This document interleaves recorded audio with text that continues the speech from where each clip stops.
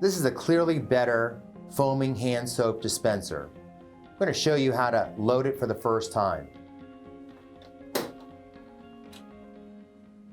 going to push this green lever down. We're going to take this unit, press it right in till it clicks.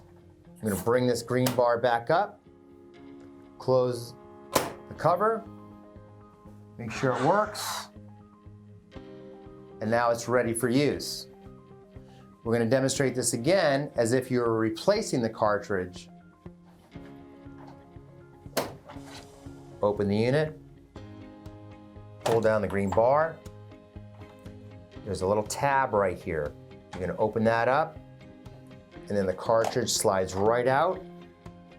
And now we come on with a new one, load it in, click it in, green bar up, close the cover, test it, it's ready to go.